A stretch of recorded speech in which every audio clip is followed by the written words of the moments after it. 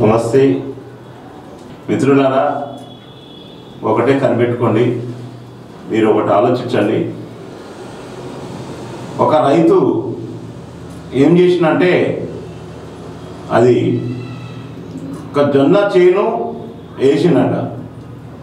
జొన్న చేను వేస్తే ఆ సంవత్సరం బాగా పంట పడుతుందంట.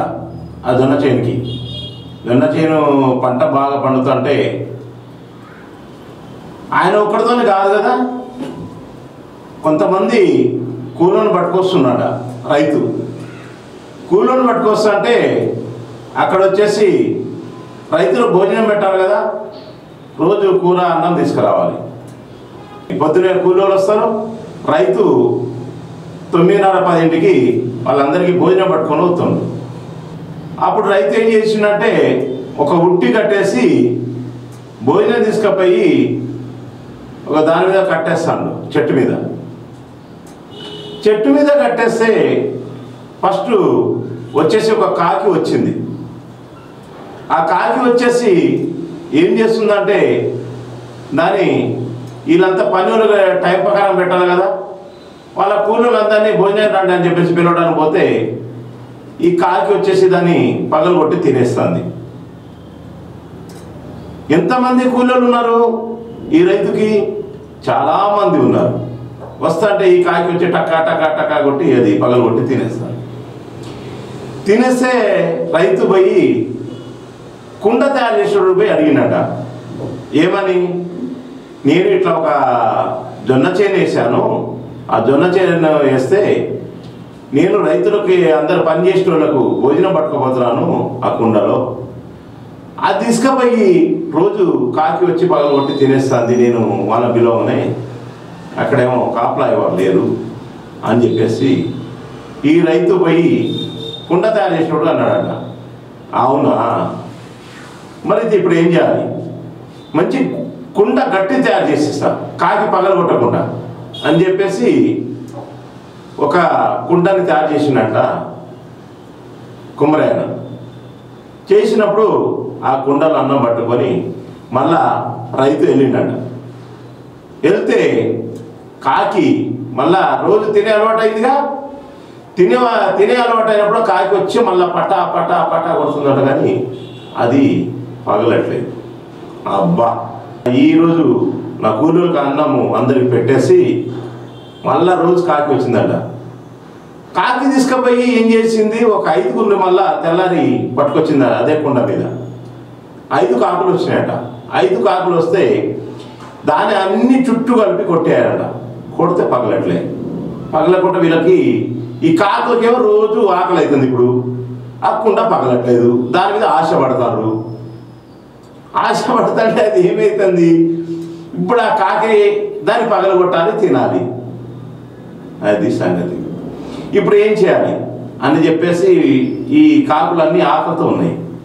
ఆకలితో ఉన్నప్పుడు ఎవరిని పోయి అడిగినా, ఇప్పుడు పోయి అడవిలో ఎవరెవరు ఉంటారో వాళ్ళందరికీ చెప్పిందట, అమ్మ అదేమో కుండేమో గుట్ట మీద దాని మీద ఉంది, చెట్టు మీద ఉంది, చెట్టు మీద ఎగిరేటోళ్ళు మేము కాదు, అడవిలో రాజులు ఎంతమంది అయినా ఏమైనా చెప్తారంటే ఆ ప్రకారం చెప్తుండట.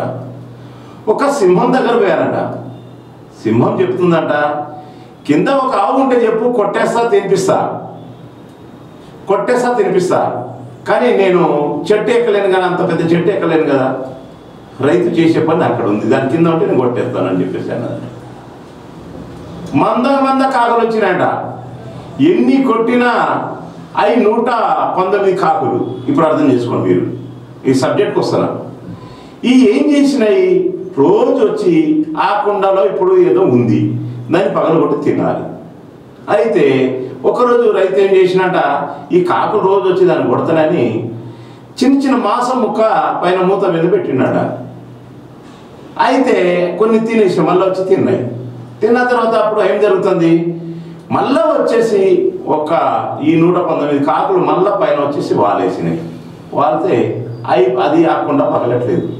అబ్బో, ఇదైతే దీంట్లో ఏదో ఇప్పుడు పైన మాంసం ఉందిగా, దీంట్లో గట్టి మాసమే పెట్టి ఉంటాడని చెప్పేసి బాగా మాసం వండుకొని వచ్చి తింటాడు రైతు అని చెప్పేసి ఈ అన్ని కాకులు పోయినట. అయితే ఎక్కడ అడవిలో పోతున్నాయి అంటే ఒక అడవికి పోయినాయంట. అడవికి పోతే అక్కడ గద్దలు పెద్ద ఆవుని తింటున్నాయంట కొట్టేసి.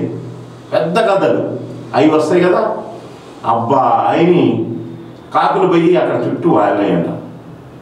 ఏ కాకులు ఏంది వచ్చినాయి, మీరు ఎందుకు వచ్చారు అంటే వాటికి వాళ్ళు అడిగారంట కదా కాకులు, అయ్యా ఒక రైతు దగ్గర జొన్న చెట్టు పండిస్తాడు, మేము రోజు పోయి తిని ఆ కుండని పగలగొట్టి తినేటోళ్ళము, దాంట్లో ఏముందో ఏమో కానీ మాసం అయితే చాలా ఉంది. ఆహా అంత మాసం మరి మీరెందుకు పగలగొట్టట్లేదు, మా నా దగ్గర ఎందుకు వచ్చారు, మీకు మాకు పడదు కదా అన్నారంట. పడకూడదు వదిలిపెట్టండి, ముందు అందులో ఎంత మాసం ఉందో తెలియదు, పైన మాసం పెట్టి తినేసి వచ్చాం మేము.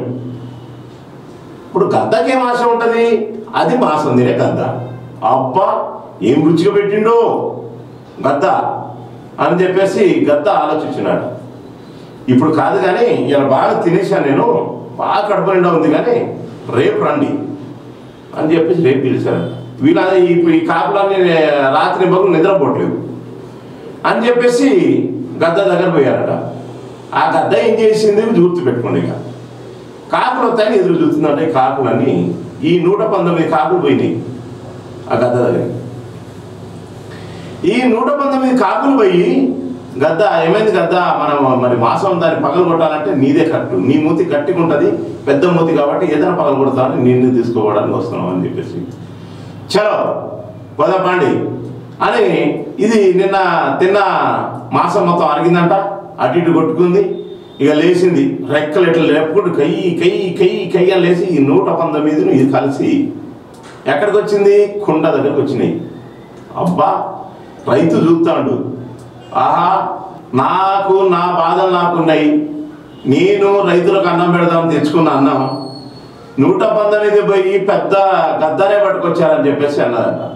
ఆహా గద్ద ఏం చేస్తుంది అని చూసి రైతు చూస్తున్నాడు. 119 మీద పడి అవి కొట్టుకొని మీరు ముందు కొట్టన్నానట, నేను చూస్తాను. గద్ద పక్కన ఇట్లా కూర్చుంటుంది కదా చెట్టు మీద, మీ చేత కాదు కానీ నేను దిగుతున్నా కూర్చోండి మీరు, చుట్టూ కూర్చోబెట్టినట. కూర్చోబెట్టేసి వచ్చి పటా పటా పటా కొట్టినాడ. కొడితే దాంట్లో ఏముంది, మాసం ముక్క కాదు కదా, నీళ్ళ చుక్క కూడా లేదు, మాసం ముక్క లేదు, నీళ్ళ చుక్క లేదు. అంటే 119 మంది ఈ రాష్ట్రంలో పడి తెలంగాణ రాష్ట్రానికి కాకులు గద్దలు లెక్క ప్రజల్ని అందరినీ కొట్టి రక్తం దాగినట్టు కొట్టేసి రక్తాలు దాగి కాకులు గద్దలు తయారైన రాష్ట్రం తెలంగాణ రాష్ట్రం. గుర్తుపెట్టుకోండి, ఇదే బంగారం తెలంగాణ అని చెప్పేసి ఇద్దరు ముఖ్యమంత్రులు చెప్పారు. ఏ కాకుల్ని గద్దల్ని మీరు ఎట్లా తరిమి కొడతారో, మీరు ఎట్లా చేస్తారో మీరు నిర్ణయించుకోండి. ఒక పద్ధతిగా నేను చెప్పింది వినండి, ఇది చాలా పద్ధతిగా ఉంటుంది మీకు. ఎందుకంటే తెలంగాణ రాష్ట్రం చాలా ధనిక రాష్ట్రం పోయి పేద రాష్ట్రం వస్తుంది. ఈ డబ్బులన్నీ ఈ కాకులు గద్దల దగ్గర ఉన్నాయి. మీరు అర్థం చేసుకోండి, అర్థం చేసుకొని ఈ కథలిని మీరు మార్పిస్తూ మన ప్రజలందరూ మారాలని చెప్పేసి నేను మీ అందరికీ, తెలంగాణ రాష్ట్ర ప్రజలకి మరియు యూత్కి, చోటపూట లీడర్లకి వాళ్ళందరికీ ఎందుకు చెప్తానంటే మీకు ఆశలు చూపించి ఈ గద్దలు కాకలు చేసినట్టు చేస్తారు. కాబట్టి నేను చెప్పేది ఒకటి అర్థం చేసుకొని మీరు మారుతూ తెలంగాణ రాష్ట్రాన్ని మారుస్తూ మీరందరూ కలిసి ఉండి బాయిగా ఉండి ఒకరికొకరు ఈగో లేకుండా ప్రశాంతంగా ఉండి మనందరం ప్రశాంతంగా ఉందామని చెప్పేసి మీకు సమాముఖం కోరుతూ మీ అందరినీ నేను చెప్పేది ఒక అర్థం చేసుకోవాలని చెప్పేసి నేను చెప్తూ మీకు సెలవు తీసుకుంటున్నాను. నమస్తే మిత్రులారా, ఏఎల్ఎన్ న్యూస్ ఛానల్కి సబ్స్క్రైబ్ చేయండి, బెల్ బటన్ నొక్కండి, ఏదైనా ఉంటే మెసేజ్ పంపండి, మీరు చూసి ఆదరించండి. Thank you.